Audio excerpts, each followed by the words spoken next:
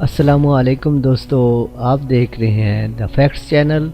اگر دوستو آپ نے ہمارا چینل سبسکرائب نہیں کیا تو پلیز کریں تاکہ ہماری آنے والی ہر ویڈیو آپ تک آسانی تک پہنچ جائے۔ شکریہ دوستو، پاکستان کو قدرت نے انمول جغرافیہ عطا کیا ہے۔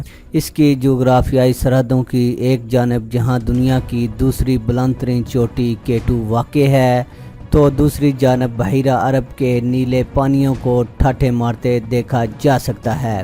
پاکستان کا محل وقوع دنیا میں نہایت اہمیت کا حامل ہے کیونکہ دنیا بھر میں تیل کی بیشتر تجارت اسی راستے سے ہوتی ہے۔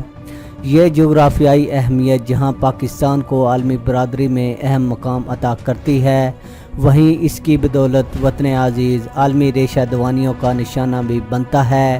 ایک زمانے میں سوویت یونین نے گرم پانیوں تک پہنچنے کا مختصر ترین راستہ بنانے کے لیے پہلے افغانستان اور پھر پاکستان پر تسلط کا خواب دیکھا تھا، جو بفضل خدا پورا نہ ہو سکا۔ اب جب سے پاکستان نے چین کے تعاون سے گوادر سے کاشغر تک سی پیک یعنی پاک چین تجارتی راہداری کا منصوبہ شروع کیا ہے، دشمنوں نے اس عظیم منصوبے کو ناکام بنانے کے لیے سازشوں کا جال بننا شروع کر دیا ہے۔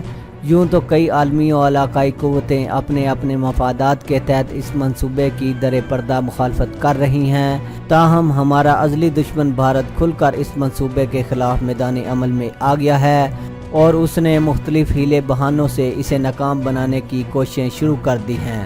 افغانستان اور ایران بھی کھل کر تو نہیں، البتہ ڈھکے چھپے انداز میں اس کی مخالفت کر رہے ہیں۔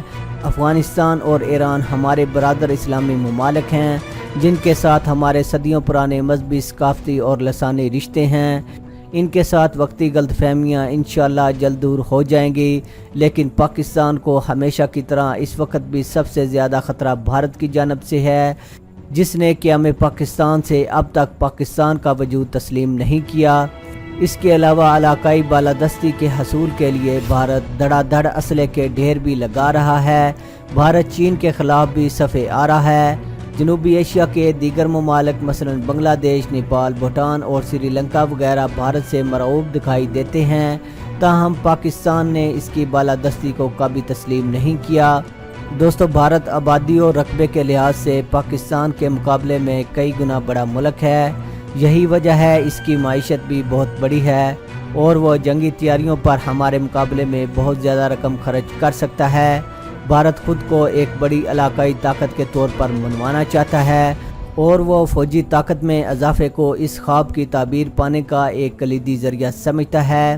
دوسری جانب چین بھی تیزی سے عالمی طاقت بنتا جا رہا ہے، چنانچہ بھارتی حکام کے لیے کم سے کم ایک آنکھ تو چین پر لگائے رکھنا لازم ہے۔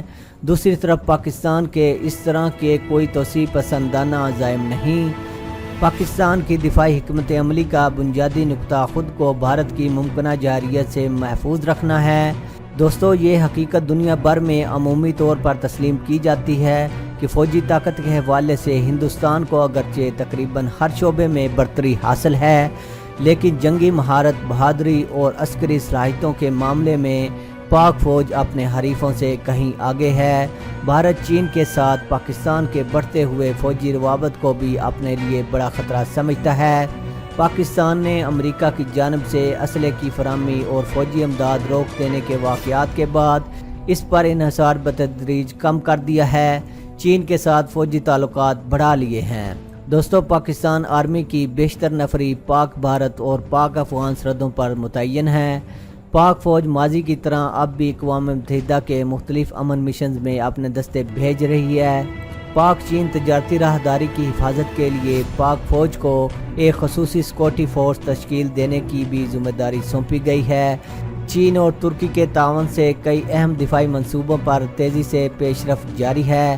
حالیہ برسوں میں پاکستان نے اسلحے کے حصول کے معاملے میں دیگر ملکوں پر انحصار کو تیزی سے کم کرتے ہوئے دفاعی خود کفالت کی جانب تیزی سے پیش قدمی کی ہے۔ پاک فضائیہ کے بیڑے میں اہم ترین جنگی طیارہ امریکی ساختہ F-16 ہیں، جبکہ اس کی معاونت کے لیے فرانسیسی ساختہ معراج، چینی ساختہ چنگڈو F-7 اور JF-17 تھنڈر طیارے موجود ہیں۔ F-16 طیارے ایٹمی ہتھیار لے جانے کی صلاحیت کے حامل ہیں، لیکن ماہرین کا کہنا ہے کہ پاک فضائیہ کے بیڑے میں موجود F-16 طیاروں میں ایڈوانسڈ AESA ریڈار نصب نہیں، جس کے باعث وہ AIM-120 میزائل بہت اونچائی سے یا بہت تیز رفتاری کے ساتھ داغنے کی صلاحیت نہیں رکھتے۔ بھارتی فضائیہ کے زیادہ تر روسی ساختہ سخوئی اور MiG جنگی طیارے ہیں، جبکہ پاک فضائیہ کے پاس بیشتر امریکی اور چینی ساختہ لڑاکا طیارے موجود ہیں۔ پاکستان ایئر فورس اپنے بیڑے کو جدید تقاضوں سے ہم آہنگ بنا رہی ہے۔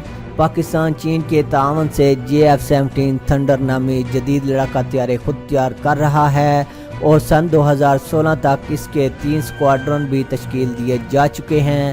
دوستو، ماہرین کے مطابق پاکستانی پائلٹس پیشہ ورانہ مہارت میں بھارتی ہوا بازوں سے کہیں بہتر مانے جاتے ہیں۔ پاکستان کے شاہینوں کی صلاحیتوں اور فنی مہارت کا اندازہ اس بات سے لگایا جا سکتا ہے کہ F-16 طیارہ اڑانے کی تربیت مدت 2 سال یا 24 مہینے مقرر کی گئی تھی، جبکہ پاکستانی شاہینوں کے پہلے بیچ نے یہ تربیت محض 10 مہینے میں کامیابی کے ساتھ مکمل کر کے امریکی انسٹرکٹرز کو بھی حیران کر دیا تھا۔ دوستو، اس میں کوئی شک نہیں کہ بھارت اسلحے کے ڈھیر لگا رہا ہے اور بہت سا اسلحہ خرید رہا ہے، لیکن پاکستان کی فوج کا مقابلہ نہیں کر سکتا۔ پاکستان کی فوج دنیا کی بہادر ترین فوج ہے اور پاکستان کے 100 فوجی بھارت کے 1000 فوجیوں کے برابر ہیں۔ پاکستانی فوج کو دنیا مانتی ہے۔ دوستو، پاکستان نے ایٹمی ہتھیار لے جانے کی صلاحیت کے حامل مخصوص شارٹ رینج میزائل بھی تیار کر لیے ہیں، جن پر ٹیکٹیکل جوہری وار ہیڈ نصب کیے جا سکتے ہیں۔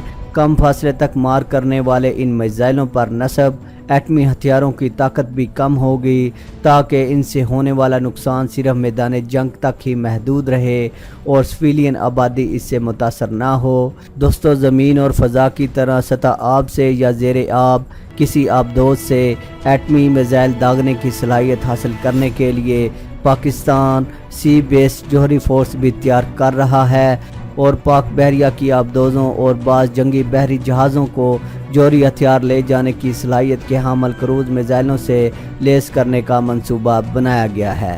پاکستان بحریہ 1046 کلومیٹر طویل سمندری سرحدوں کی نگہبان ہے۔ پاک بحریہ کا حجم اس وقت کافی کم ہے اور ایک بڑے دشمن کی جانب سے ممکنہ بحری جارحیت کو روکنے کے حوالے سے اس کی صلاحیت کو بڑھانے کی ضرورت ہے۔ پاکستان اس کمی کو دور کرنے کے لیے چین سے جنگی بحری جہاز، میزائل کرافٹس اور آبدوزیں حاصل کر رہا ہے، جس کے نتیجے میں بحریہ کی حربی طاقت میں خاطرخواہ اضافہ ہو جائے گا۔ دوسری جانب بھارت بڑی تیزی سے اپنی مسلح افواج کی جدید کاری کر رہا ہے، جس کا بڑا جواز چین کی بڑھتی ہوئی فوجی طاقت کو قرار دیا جاتا ہے۔ بھارت دنیا بھر میں اسلحے کا سب سے بڑا خریدار ہے اور سالانہ فوجی اخراجات کے معاملے میں بھی فرانس کو پیچھے دھکیلتے ہوئے 5ویں نمبر پر آ گیا ہے۔ سن 2017 میں بھارت نے اپنے دفاعی بجٹ میں 5.5% اضافہ کیا، جس کے نتیجے میں اس کے سالانہ فوجی اخراجات بڑھ کر $63.9 ارب تک جا پہنچے، جو 4 ممالک سالانہ فوجی اخراجات کے معاملے میں ہندوستان سے بھی آگے ہیں۔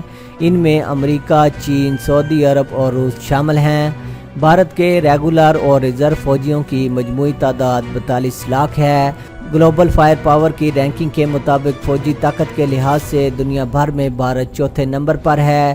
انڈین آرمی نفری کے لحاظ سے دنیا کی تیسری سب سے بڑی فوج ہے اور اس معاملے میں صرف 2 ملکوں یعنی چین اور امریکہ سے پیچھے ہے۔